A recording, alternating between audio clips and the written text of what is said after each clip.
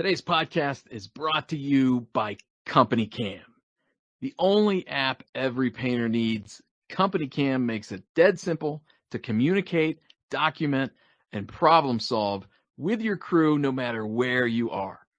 Company Cam brings documentation, communication, and liability protection together in one simple, easy-to-use app for you and your entire team.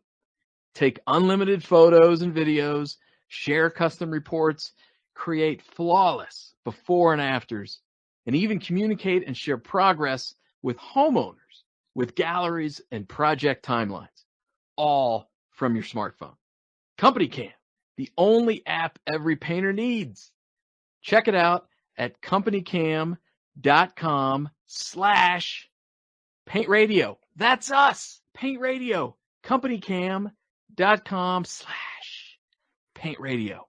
Or check them out in your app store. Company Cam, the only app every painter needs. Welcome to Paint Radio with your host, Emily Howard and Andrew Dwyer.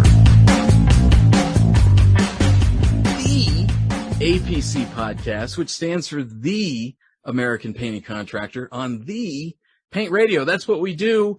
I'm Andrew.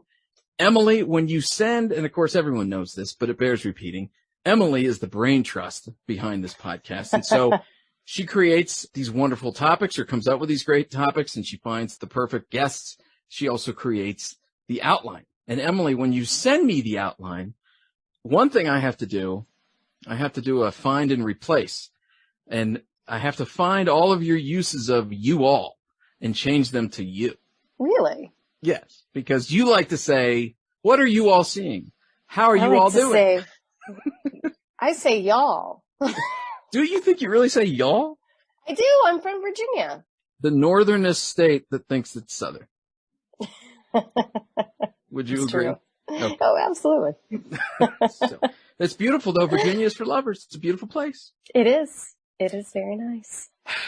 Speaking of beautiful, that's right. Segue time, everybody. Gather around the radio. Let's segue into the APC podcast. Today, we're talking about marketing because, good Lord, marketing is everything.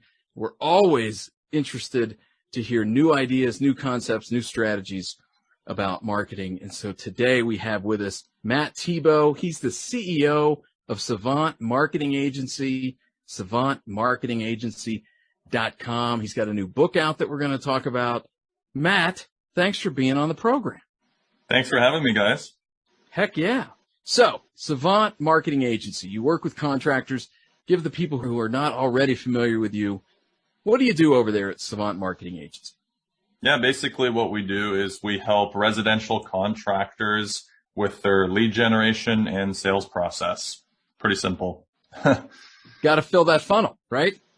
Yeah, pretty much. And then you have to figure out how to actually close those people. And plenty of things to figure out. And we're going to figure out a few of them today. I think we're going to talk a lot about price objections. That's sort of the focus, as Emily tells me, and she reminds me I need to focus. So today we're going to focus on price objections.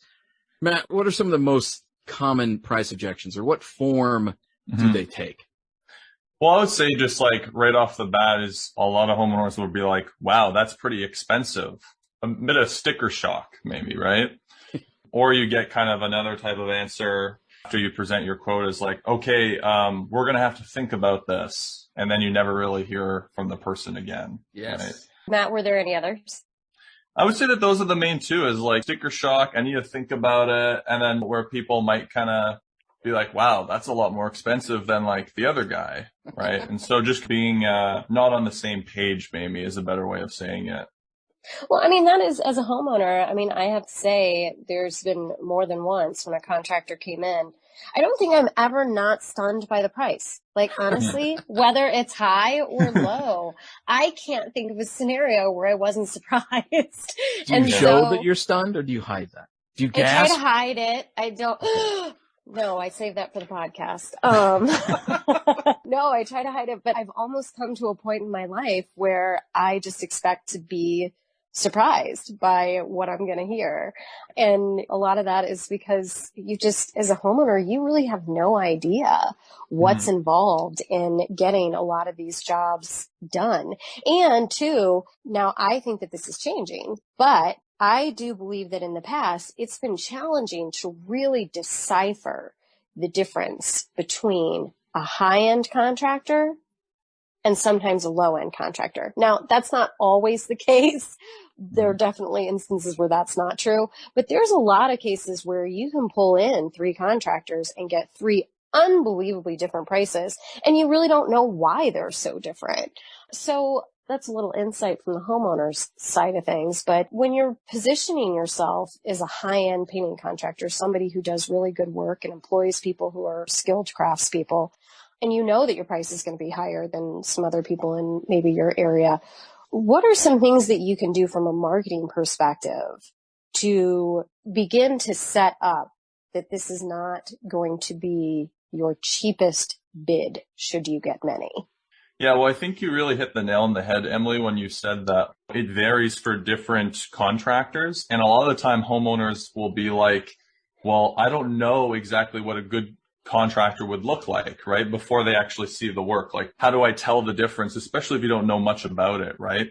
And so the first thing is that you really have to start looking at something called your positioning. You were talking about that.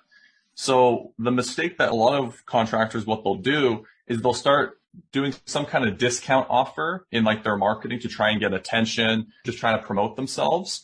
And what that does is it actually like signals basically to people that you do discounts. And so then you tend to attract people who are a little bit more price sensitive or price oriented. And so on the flip side of that, let's say that you're a higher end contractor. Typically some things that you can do in your marketing that I talk about in the book is positioning yourself as a higher end company. So what does that look like? Well, the first thing is that you want to take some really good before and after pictures of your work. This is something that not a lot of contractors focus on enough, in my opinion. And even if you have a couple really nice before and after pictures so people can see the transformation and see the detail, that's one thing that you can really do in your marketing to demonstrate to people that you are a higher end company. Another thing you can do too is just put a lot of work into your testimonials. Because like if people see those great pictures and then they see all these great testimonials, they're going to be a lot less sensitive to, okay, like what's the price? Like I just want to be able to spend this. Whereas when they read some of these testimonials and they see the work, they're going to be like, wow, this company, I want to work with this company because it looks like they take great pride in their work, and all their testimonials, people are talking about how awesome the service is. And even if it's more personalized, right? Like they say your name, like they say, oh, it was great working with Dan or Bob or whatever, those types of things. And then the last thing, you know, from a marketing perspective is just having some kind of guarantee in your work. You know, a lot of contractors, what they'll do is they'll say like satisfaction guarantee or something like that, but they're not doing something what I call measurable quality. So what a measurable quality is like maybe an extended warranty offer where you're literally putting your money where your mouth is and you're saying, hey, we guarantee it for this time frame, or we'll come back and we'll fix it for you, no charge or whatever, right? And so these are some of the things you can do to add value. Another thing that I would recommend for a lot of painting contractors is to throw in a free color consultation. So now you're not discounting your work, but you're saying, hey, every job that we do comes with a color consultation. So that's another level of service that you can throw in that makes you perceived as there's more service involved and thus can justify higher fees. So those are some of the things you can do on a marketing side. Nice. What if they have kids? Can you say void warranty if they have children? No, we don't cover any crayons writing on the Are there any specific places, any platforms, any different types of social media? Is there any strategies that you have for getting in front of customers who are maybe looking for something that's a little bit higher quality? Well, what I'll say is that places like Facebook groups or like Craigslist, Kijiji, like there's a pretty low barrier to entry of going on there. And typically the people who go on those types of places, not always, but they're looking for a deal. And so what I've found is obviously the best type of source of a job that you can get is from a referral, right? But if you're going outside of that and you're looking, okay, how can I generate new leads? Then what I find for lead generation is Google is usually the highest quality lead source because people are like searching for what you do through there, right? They'll type in best painting company in my city or whatever, right? Best painting contractor, yada, yada. So I would say that Google is probably the best quality source because people are searching through there with the intention of actually buying something. Whereas through Facebook, sometimes they'll just stumble upon it and then they'll be like, oh yeah, like maybe I will want a quote or something like that. But maybe they're not necessarily the most serious type of buyer. So for that reason, I would say that Google is probably up there as a top platform for lead generation. You know, you mentioned referrals, which we all, I think, understand that that's a gold standard, right? But to what extent do referrals, if at all, perhaps, protect you from encountering the price objection? Because it certainly seems like they do, because somebody already told me this guy is great, so I'm not going to be shocked by the price. So how can you encourage more referrals, but then also, like I said, dial into why referrals protect you from some of those price objections? They're definitely not a guarantee from price objections, right? But really all a referral is doing is it's setting up the trust in the beginning, right? It's like there's that trust that's established because you're already recommended. So you basically have pre-positioning before the conversation even starts, right? So that's the main advantage that you have. And that's why referrals are so easy to close compared to, you know, just a cold lead. In terms of maximizing referrals, there's a couple things you can do. The first thing is just ask. I think that a lot of our clients and just contractors that we talk to, most of them don't actually even ask for referrals when they're finished the job. And it can be just a simple thing as like, hey, so I trust that you're happy with everything. Listen, it would mean the world to us if you could just give us a couple names, like who do you know who would be interested in maybe having their house painted as well?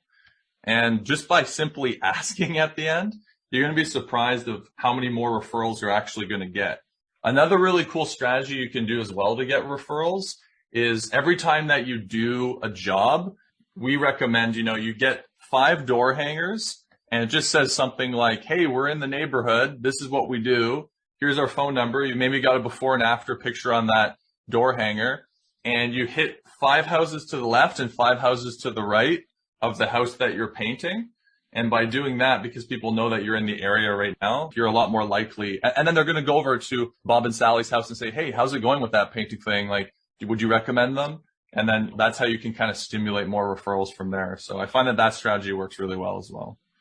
Emily, we like to cross-reference other podcasts that we've done that might even be mentioned in the podcast that we're doing. And did we not just do a podcast recently about referrals? I have a vague memory. You have an excellent memory. It was the end of last year. I have a weird ability to remember every podcast, but not where my keys are. So yes, we did one with Yanni Fakaris, and Yanni is high-end cabinet refinishing. And he said the same thing. He said basically that too, if you're doing high-end work, that it was really important to close the loop with those customers, because people who are paying top dollar for your services will refer you to other people who aren't going to try to price gouge you, because they kind of have this feeling that it could hurt their image if they like refer you to their really cheap friends and they beat you up on price. But yeah, that was a really good, interesting podcast as well. And we talked a little bit about referrals, but we talked about Google too, getting your leads from Google. Why do you think, Matt, that it's important that contractors are constantly searching for leads and not just waiting on those referrals, just living off of the word of mouth, which is awesome, but there's a bigger universe out there? Yeah, absolutely. So like referrals are great, but the problem is that if you're not super intentional about stimulating referrals, then oftentimes you can find yourself in like maybe a dry season, or maybe you feel like you're scraping the bottom of the barrel and you're getting by doing jobs that maybe they're paying the bills, but maybe not super profitable. Maybe you could be focusing on some work that's more profitable for you or the type of jobs that you want to be doing, right? And so you can survive off of just referrals alone if you want to be like a one-man show, or maybe you got a couple helpers. But the thing is like if you actually want to start hiring employees, really growing, just being able to literally like cherry pick jobs so that you can be like, oh, that job, that's a great job. We want that. Okay, maybe not that one. Like if you want to be in the situation where not only are you taking on more work, but you're able to actually cherry pick the jobs that you want and really be taking on the jobs that you feel like are the most profitable or the most suitable for your company or whatever, then that's where advertising really comes into play. It also really helps you just, not only are you getting jobs by doing advertising, but you're also really branding yourself and putting your name out there as well, which will also stimulate more referrals. Right now, we're in a time where there's quite a bit of demand for contracting, but the problem with that also comes that a lot of our clients are seeing too, is that now anybody can just be like a contractor, right? So there's lower barrier to entry and people are just popping up and saying, hey, yeah, I'm a contractor too. And so now a lot of legitimate contractors who have been in the business for a long time are starting to get these price objections, are starting to struggle to close jobs because so-and-so is coming in and swooping in, undercutting them. And so this is why stuff like positioning and advertising and staying top of mind are super important now as well. When you said something really interesting in there about being able to cherry pick jobs, and I think that's such an important part because even though I know we're about to go over how to overcome this price objection, I think that one of the biggest things is that you also have to be able to walk away. And if you don't have enough leads, you can't walk because you need the work. So I think that that was an excellent point about having enough leads in your funnel to be able to walk away and say no sometimes if this person isn't willing to meet your price. Estimate Rocket is proud to sponsor this APC podcast. Chasing down invoices, dealing with difficult customers, answering employee questions, and worrying about the competition undercutting your prices can make it seem that you'll never be able to take a vacation again. When you implement Estimate Rocket, everyone in your business can be on the same page. Jobs run more smoothly, costs are controlled, and every job is more profitable, no matter whether you're in the office or on the beach. Getting started is easy, and with their industry best painting templates, you can hit the ground running, leaving more time for little Susie and less time battling the competition. Even better, Estimate Rocket offers a 30-day risk-free trial, so there's nothing to lose except all that stress. Visit estimaterocket.com today to find out how to spend less time dealing with the hassle and more time doing what you love. estimaterocket.com. Even if you've set yourself up, if it's a referral, if it's an ad from Google or from somewhere else, is there any way that you recommend that people can set up their sales pitch in a way that kind of heads off that price objection? Is there anything that you can do to soften the blow or give them sort of a heads up as to a range that they're looking at so that maybe that price objection doesn't come up at the end? Yeah, absolutely. So there's something that we teach that's called the discovery call. So let's say that you get a lead that comes in from Google and you see they'll leave a description, hey, I want my house repainted. Great. So a lot of contractors, what they'll do is they'll just pick up the phone, chat with them real quick. Hey, where are you? I'll drive over. I'll do an estimate.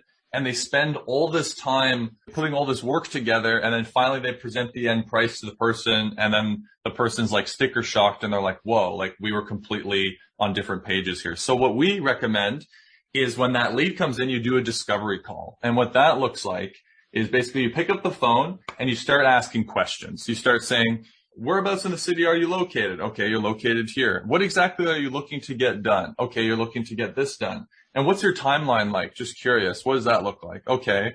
Have you ever worked with a professional contractor before, or is this your first time? Okay, yeah, you've worked with one before. Sure. And then what you kind of want to do is gather as much information as you can to really start painting a picture of, A, is this a type of job that I want to be taking on right now? Like, is it worth our time? And then B, based off of everything they say, you say, okay, based off of everything that you told me, I think we're looking around this range. We're looking at around the 12,000 to 8,000 mark or whatever it is. But you kind of want to give them a general range of like, this is the range that you're looking at to get this job done. So if I come in, we do some measurements, we talk a little bit more about maybe the type of paint you want or the type of work you want. Is that something that we could fit into your budget? You're going to know really quick if they say, oh, wow, I was thinking that it was going to be this. Like, that's way more expensive than I was thinking. Oh, okay. So if you're thinking that it would be that, we could totally make that work. However, we'd have to do X, Y, Z to accommodate that type of budget just based off of this and this. So if we could do that, would that work for you? So then you're kind of working backwards from there. So that's the discovery call. You're not trying to get a yes or a no, but you're just trying to align where they're at in terms of their budget. So then if they say, yeah, I could make like 8,000 work. We could make that work. Okay, perfect. Cool. When would be a good time for me to come over? We can do a more detailed and I'll give you an exact quote. So that's kind of, I think, the main thing that a lot of contractors could benefit from.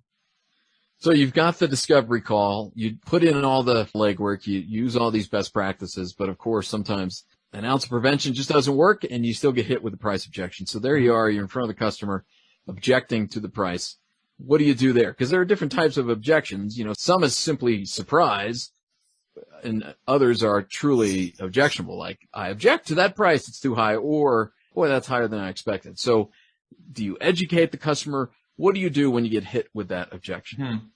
Yeah, for sure. So the first thing that I always recommend is just having the mindset that sales is fair. So it's kind of just coming at it from both sides of like fairness, right? So the first thing you can do is, like you mentioned, so let's say they say, wow, that's really expensive. You're like, first, what you want to do is acknowledge it and say, yeah, I agree. Like, it is pretty expensive, right? We're a quality company. We do great work, and therefore we do charge a little bit more. So you're recognizing, yes, I agree with you. Because if you don't agree, then they're going to be like, oh, this guy's just trying to disagree with me. So yeah. First things first, you just got to agree and say, yeah, I agree with you. It is pretty expensive, $7,000. Like, that's a lot of money.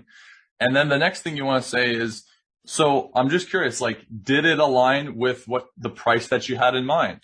And then they're going to say, because this is a price objection, they're going to say, no, I didn't actually. It's $7,000. I thought it was going to be $4,000 or $3,000, whatever. And then you're going to say something like, oh, wow, okay, $3,000. Well, based off of a $3,000 budget, so now we're going into the education, where then you say, well, the materials alone would be $3,000. So I actually wouldn't even get paid or something like that, So now you're just basically educating based off of that price. So then once you educate them, then you say, so does that make a little bit more sense now? So you're kind of working backwards from being like, I agree with you. And then you say that price, obviously that doesn't work. So what did you think it was going to be? And then, okay, you think it's going to be 3,000. Well, here's the reason why it is 7,000. And then you just want to ask again, basically. So based off of all of that, do you think that could work for you now that you know that that's the case? So basically what we call that is the yes ladder, where basically you acknowledge and you say, is that the price that you had in mind?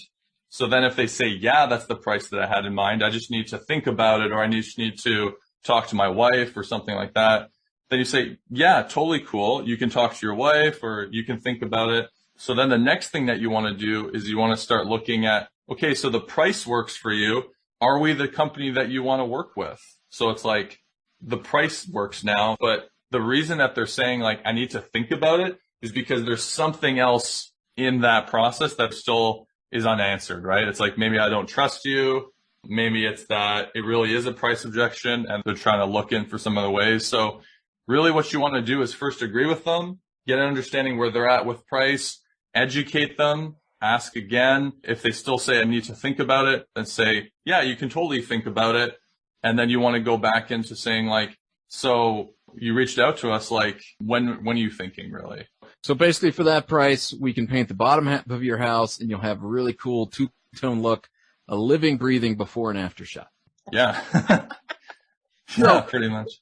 You mentioned leads before. I know that's a big part of your strategy, of your process. You've got a lot of strategies when it comes to leads. So it's hard to quantify something like this because there are contractors of all different sizes doing all types of work. But to the extent that you can, talk a bit about what you think a contractor should be expecting as far as leads, I don't know, per week or per month, how you try to gauge the quality of a marketing program.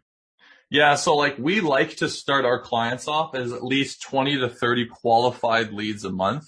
So like I think that's a great place to start, because then from there we can start seeing what your closing ratio is like, right? So once you're at 20 to 30 leads a month, our typical client, we want to at least have a minimum closing ratio of at least 30%. So if you're not getting 30%, if you get lower, then what we need to start looking at is like, okay, like, are you just sending the quotes over through email, or are you picking up the phone and like going over through them? How can we kind of fix the sales process to bump it up to 30 or more, right? And so we like to start off around 20 to 30. And then if that's going well, and then we start scaling from there, then we start scaling it depending on how many people are on their team. But usually I recommend to start around 20 to 30 solid leads a month and then start growing it from there. The thing is though, is that a lot of the time you can start sending leads to a contractor and say, hey, we're going to send you these leads. But a lot of contractors don't have the foundation set up on the back end to be able to make the most out of those leads. So before we even start sending those off to them, we say, do you even have a CRM in place though? So like what a CRM is a customer relationship management tool.